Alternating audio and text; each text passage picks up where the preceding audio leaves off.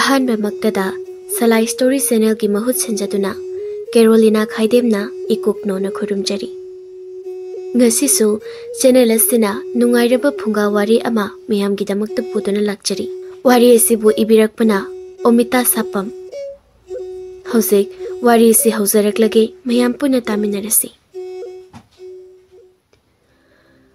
mathai thaina mamangaida khungang amada chawba kauba nipa ama leirami mahak jiba panba khudimak luna chana tawrami magi mayumda sasan kayama suloirami mahaki ingkhol adugi maning thangba domda umang amasu leirami achau achauba ujausing adudasu lamlakki uchek kaya ama makon saduna leirami chawbana nungti numit khudingi uchek sing adugi machinja kaya thabirami uchek sing adusu chawbana nungtigi makhoigi machinjak thabiriba khudima khangbana mahak lakpada haunaruba tawdana masa masana khangna paitharakduna machinjak charami asumna nungti numit khudingi uchek sing adugi machinjak thaba lakpa aduda umang adugi saruk loisilakpa aduaida uchek machama uthaktagi taraklami e kainu shide ahma uchek masani ni oh mathak sidagi tarakli boira malini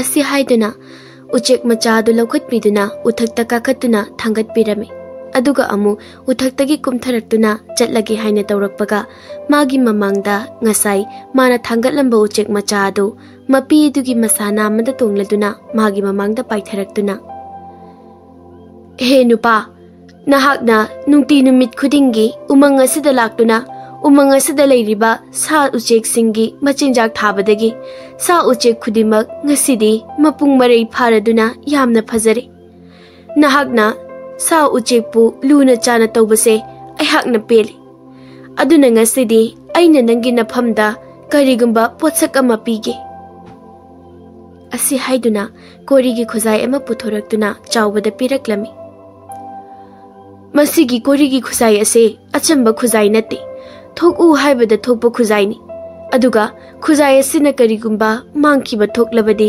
aingona khangala uko adubu yariba makhaidi khujai asigi magunse mi kanamatada khanghanganuko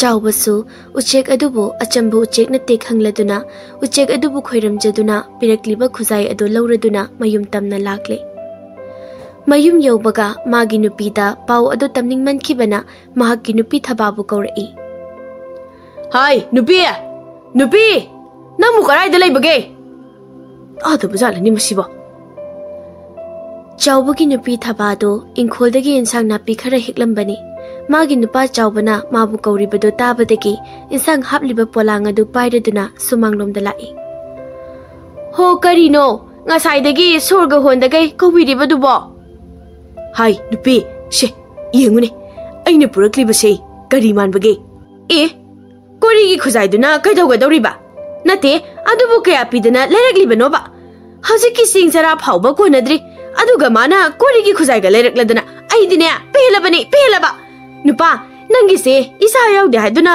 aibu thoksa bidribaro hai karino nangna mathomoram khangdana wayam nganglibudubo aina purakliba khujai se achamba khujai na tine e achamba khujai natrabadi karamba khujai no chawba magi nupina khujai ado achamba khujai nati haibaduda thajadabagi matau ulakpa aduda nokfet tawraga mangol da kakhatuna phamenda thariba phak adugi mathakta khujai ado thamduna chakchakluk ani thoku haina hai masida thaba amadi chawbagi mamangda chakchakluk pukham ani tholai madu ubada chawbagi nupidi pungak ngakre nupa kaino tawrisibo chawba noklaga nupi pakat kanuni ai haigi asi haiduna ngasai thokiba pumba magi nupida wari sari wari pumba khanglabada hojikti makhoi ani chak ado harau harau chathok minare asumna matam kharadi chawba khujai adugi matengna thabak amata sudana nungaina lerami chawbagi mamanaba toman koba pukchel pikpa mina nungaiba uraga kalakpa thabakti suningdana nungainingba ahawbata chaningba midani Matau saubana hantak nungai khalae haibagi paw tabada mahak mabukning yamna khoirang khoisaunaba phaurami. Aduna mahak chawbagi yumda chattuna karamna chawbana sen paikhalakliba khangninglakhi. Itaw chawbana handak yamna nungai khalae hainaribase kawani tawribazano ai amuta chattuna yengthokloki magidi macha ama masu malebasu nati magini haibadabu sa chan mayam ama loiba natar magi nupidusu masa karisu phatabani haish magi shanbi singdo yoliba zalane adu su oiramai san yole haibagi paudi tade ha phare ama boiro ai hekta chatlagi yengukige asi haiduna toman chawbagi yum tamna lakle chawbasu sangi sajik thaduna lerambani matau tomana magi thongana changlibadu uraduna harau harauna kaurei itaw karomda chalubano udabu kuire de itaw dia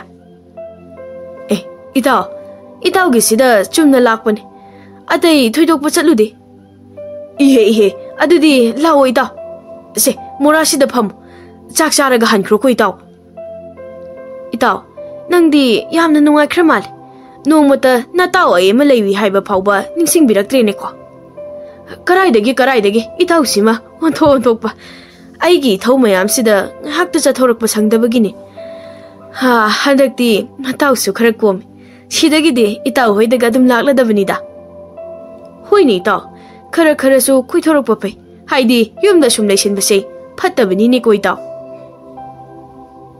hoida itaw ado ngasidi nataw gida laklabani na chak chara ama hawba hawtaba jamina khrasi ko itaw yaide itaw adudi itaw chak chaba matam soirakle chak charu rasilo asi haina duna chawbana magi matau tomanbu imungda pusinduna changminakre aduga magi korigi khujai adu paiduna chakhumang adu ta phamni aduga phak amasu thaduna toman phamnana ba hairami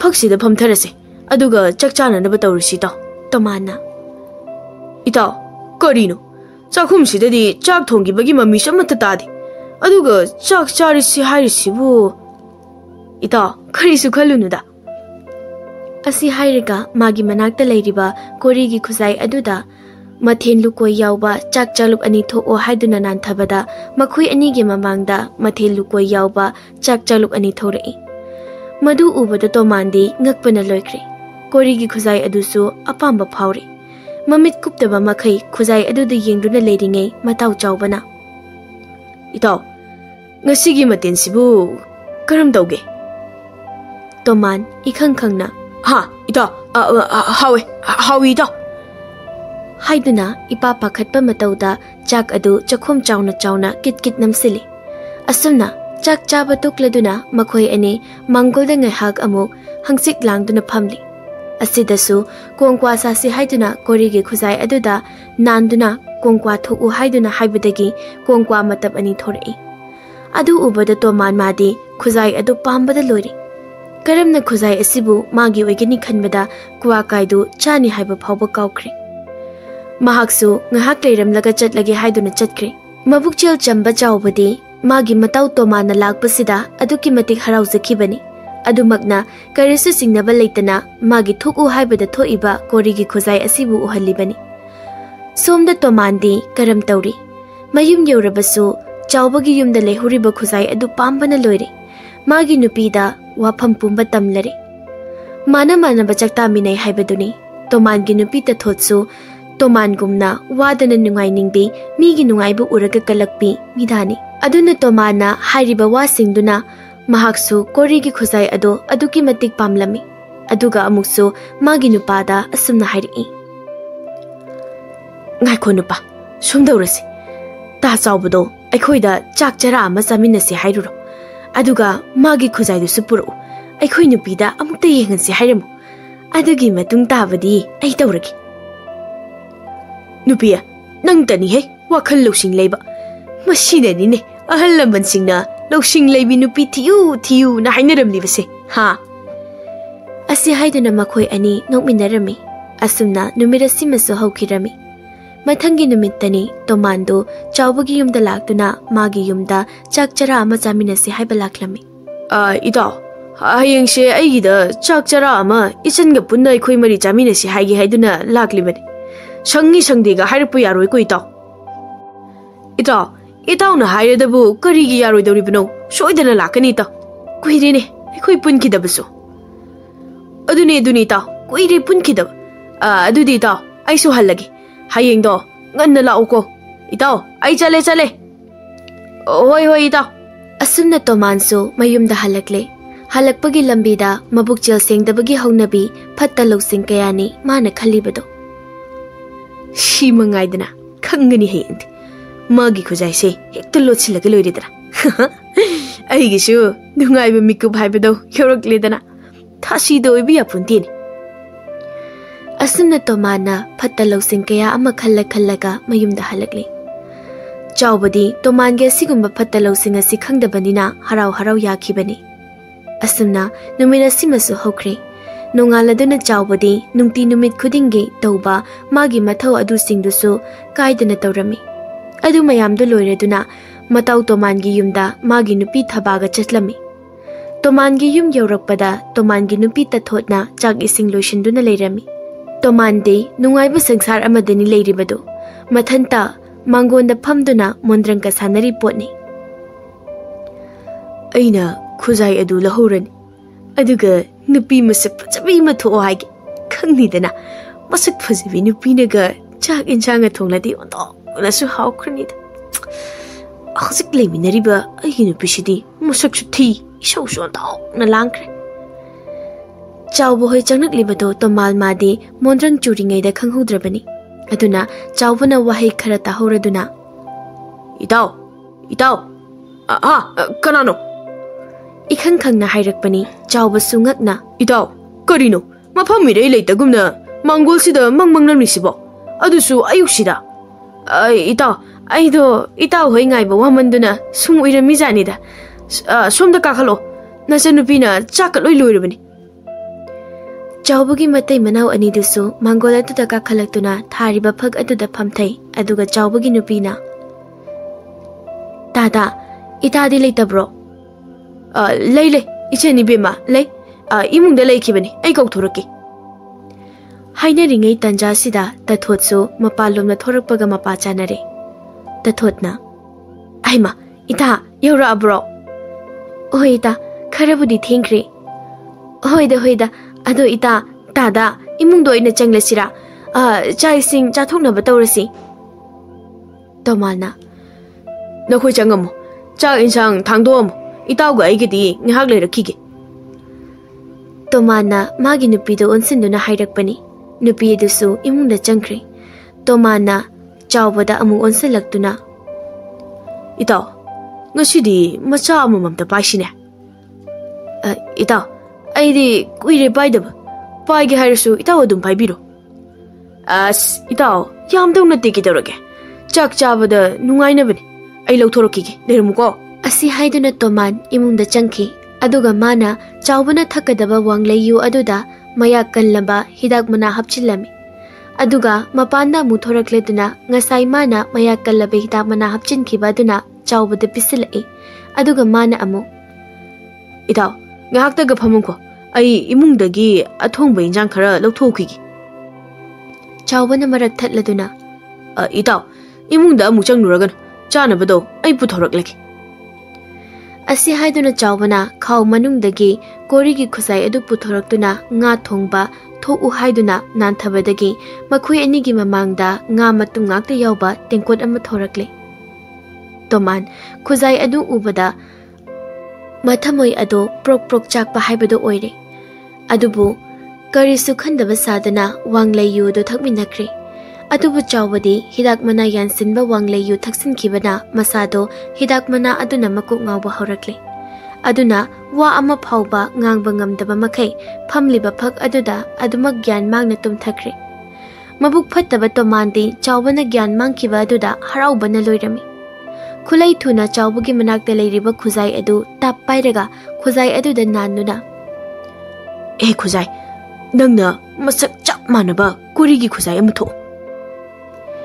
ꯑꯁꯤ ꯍꯦꯛ ꯍꯥꯏꯕꯒ ꯀꯣꯔꯤꯒꯤ ꯈꯨꯖꯥꯏ ꯑꯗꯨꯒ ꯃꯁꯛ ꯆꯞ ꯃꯥꯟꯅꯕ ꯀꯣꯔꯤꯒꯤ ꯈꯨꯖꯥꯏ ꯑꯃ ꯊꯣꯛꯂꯛꯏ꯫ ꯇꯣꯃꯥꯟ ꯍꯔꯥꯎꯅ ꯍꯧꯖꯤꯛ ꯊꯣꯛꯂꯛꯏꯕ ꯈꯨꯖꯥꯏ ꯑꯗꯨꯕꯨꯅ ꯃꯇꯥꯎ ꯆꯥꯎꯕꯒꯤ ꯃꯅꯥꯛꯇ ꯊꯝꯃꯤ, ꯑꯗꯨꯒ ꯑꯁꯦꯡꯕ ꯀꯣꯔꯤꯒꯤ ꯈꯨꯖꯥꯏ ꯑꯗꯨꯅ ꯃꯍꯥꯛꯅ ꯂꯣꯠꯁꯤꯟꯈ꯭ꯔꯦ꯫ ꯑꯗꯨꯒ ꯃꯥꯁꯨ ꯋꯥꯡꯂꯩ ꯌꯨ ꯉꯥꯎꯕ ꯁꯥꯗꯨꯅ ꯐꯛ ꯑꯗꯨꯗ ꯍꯤꯞꯊꯗꯨꯅ ꯃꯃꯤꯠ ꯎꯏꯁꯤꯟꯗꯨꯅ ꯂꯩꯈ꯭ꯔꯦ꯫ ꯁꯣꯝꯗ ꯏꯃꯨꯡꯗꯁꯨ ꯅꯨꯄꯤ ꯑꯅꯤꯗꯨꯅ ꯆꯥꯛ ꯏꯟꯁꯥꯡ ꯄꯨꯝꯅꯃꯛ ꯊꯤꯕ ꯂꯣꯏꯔꯗꯨꯅ ꯅꯨꯄꯥ ꯑꯅꯤꯗꯣ ꯆꯪꯉꯛꯄ ꯉꯥꯏꯔꯤ꯫ ꯑꯁꯨꯝ ꯀꯨꯏꯅ ꯉꯥꯏꯔꯕ ꯐꯥꯎꯕ ꯃꯈꯣꯏ ꯑꯅꯤꯗꯨ ꯁꯨꯡꯆꯪ ꯆꯪꯂꯛꯇ꯭ꯔꯕꯗ ꯆꯥꯎꯕꯒꯤ ꯅꯨꯄꯤ ꯊꯕꯥꯅ, "ꯏꯇꯥ, ꯀꯔꯤꯅꯣ ꯇꯥꯗ ꯍꯣꯏꯁꯤꯅ ꯍꯧꯖꯤꯛ ꯐꯥꯎꯕ ꯆꯪꯂꯛꯇ꯭ꯔꯤꯁꯤꯕꯣ? ꯐꯅꯗꯤ ꯀꯨꯏꯔꯦ ꯍꯥꯏꯋꯥꯅꯤ"꯫ ꯇꯊꯣꯠ ꯃꯥꯗꯤ ꯇꯧꯔꯤꯕ ꯊꯕꯛꯁꯤ ꯈꯪꯕꯅꯤ, ꯊꯋꯥꯏ ꯏꯁꯥ ꯁꯥꯗꯅ ꯈꯨꯝꯂꯛꯏ, "ꯏꯇꯥ, ꯉꯥꯏꯔꯒꯨꯝꯁꯤ, ꯑꯩꯈꯣꯏ ꯆꯥꯊꯣꯛꯑꯁꯤ"꯫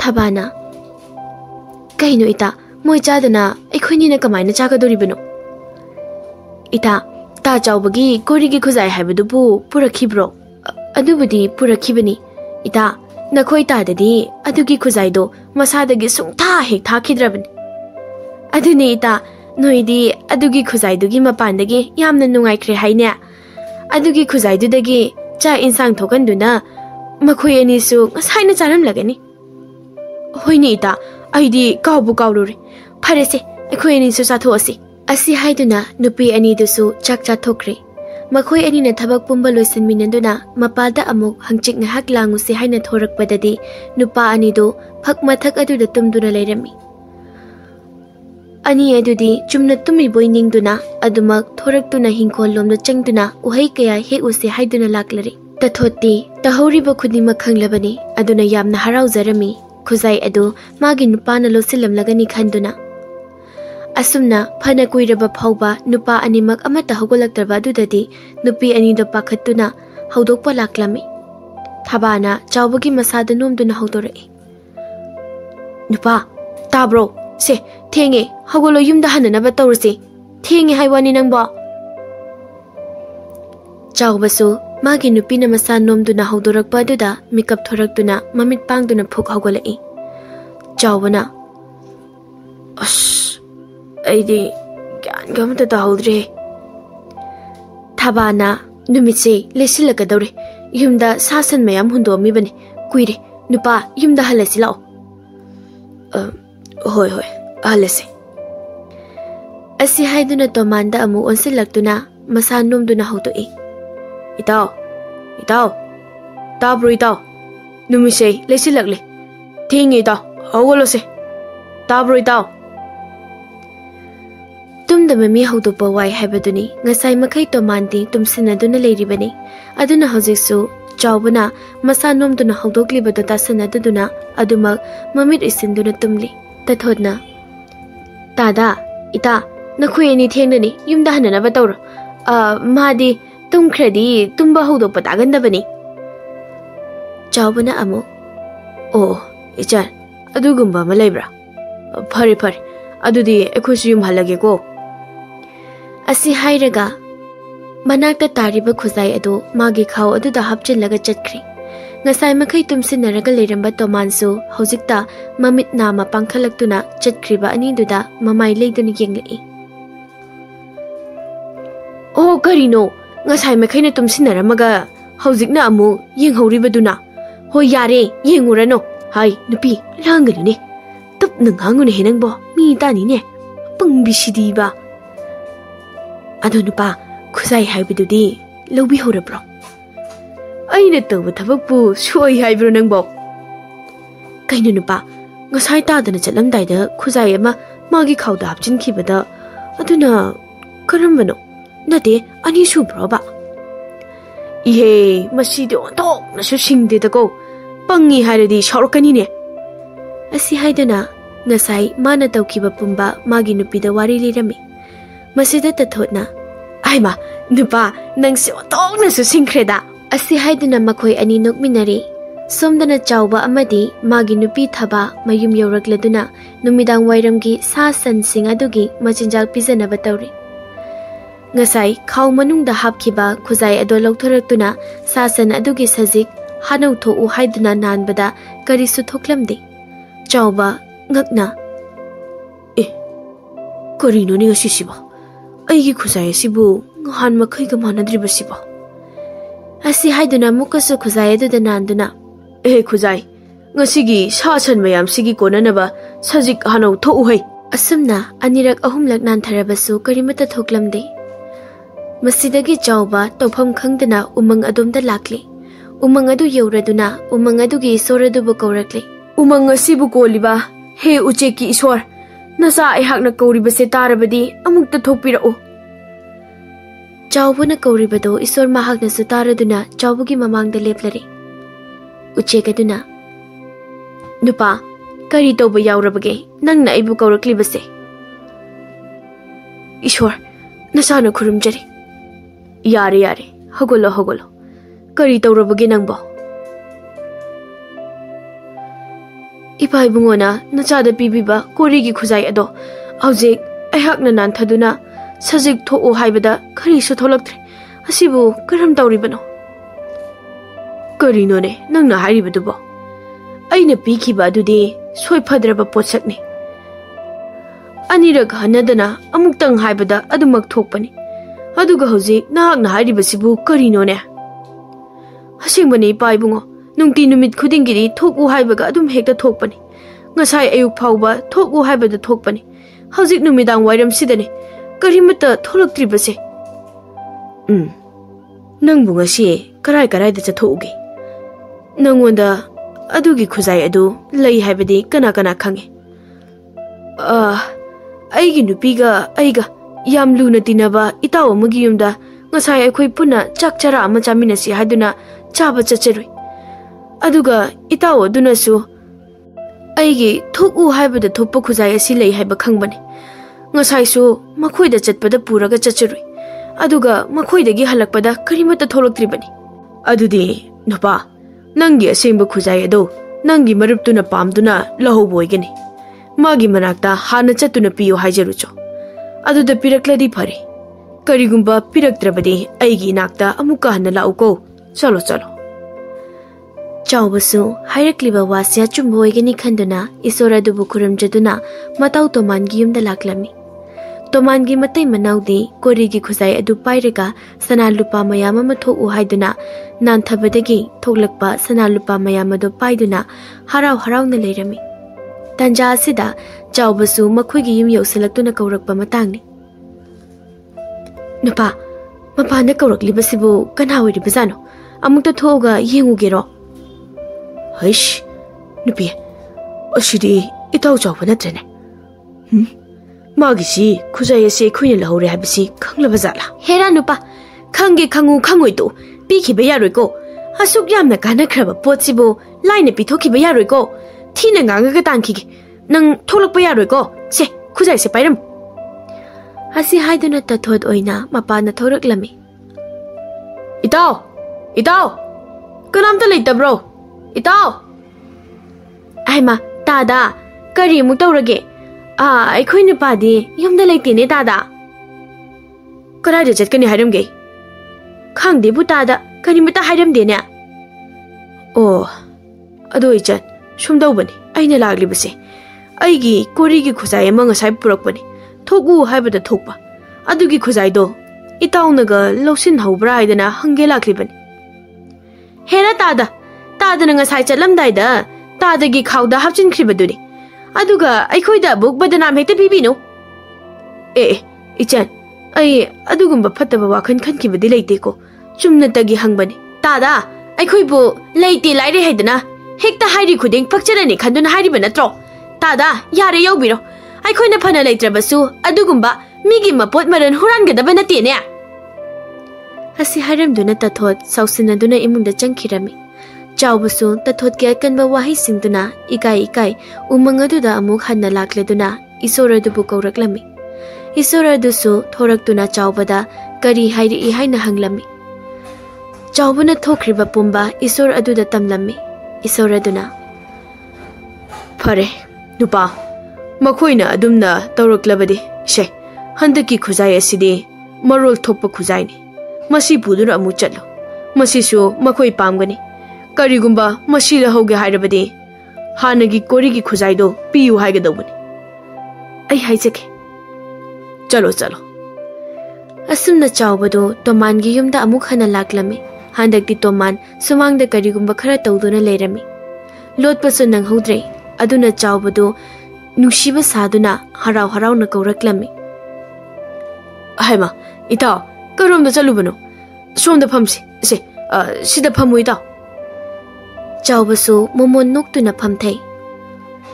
Itaw, aido asomda thabak ama chathogubane. Ada lambi thoi haidana itawgi sida hadu changakpanida. Oh, adudi itaw chaga thakisi. Ai nachanupida chalol halaki. Itaw, chagidi lol haluranuda. Aina purakliba khujai asidagi adum thokhalaki. He Khujai, itaw ibanigi sangom cha nang laubado ani tho. Asi haidana Khujai aduda nanthai Khujai adusu wangang lai. Khujai aduna Sangom cha khakta asapot su yaw hayo aduga asapot ka puna pige. Asumna Khujai asidagi wangang lakpa sida tomandi ngakpana loikre. Khujai asibusu pambana loikre. Mataw chawbadon sinduna sumna haidai. Itawgi maru thupu Khujai sidi hondo nasu pamkreda. Chawbasu tan chari khanduna Itaw na bu pamlabadi lobi horone. Itaw, maman bu kaya pigin itaw. Itaw, karigi mamano itaw na du pamladaba. Ado itaw, wafam amadadi yanasi. Kari wafam no ni itaw. Asigi Khujai sibu hek piradi itaw na haiba khudimak loy na yarage itaw. Itaw, adudi ay hekta hairagi ko. Chingnadana hekta haibiyu ni itaw.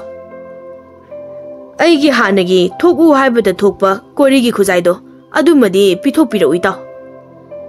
Toman ikaina noksinadana itaw adugi Khujai do aina nachan nupida yenghange khandana lahobane phare itaw adugi Khujai dudi pirage ado shimadi aingonda piramu ko itaw.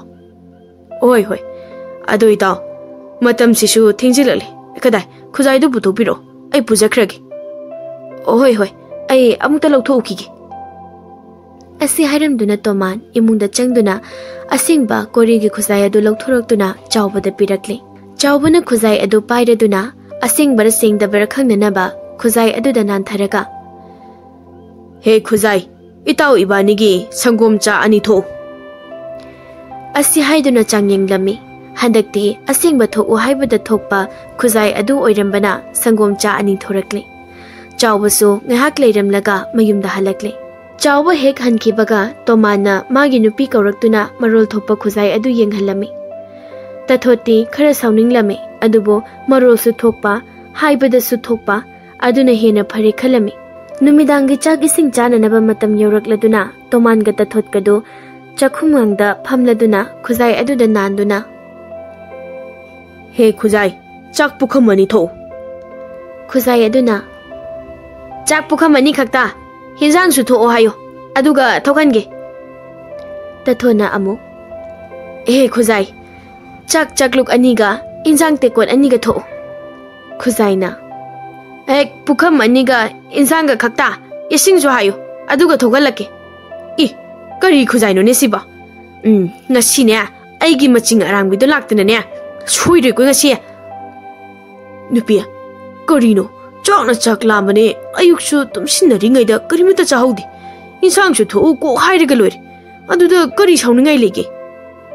Nupa ai yamna kaida masigi Khujai se tho ko hairadi kok tho udana marol amu lolaga lewane. Hoise ai amu haige se. Asi haiduna Tomana Khujai do amu manakta thamduna. He Khujai, chak injang ising punna tho. Phamnabadi yaudaba phamnaba su tho hayo aduga thokange.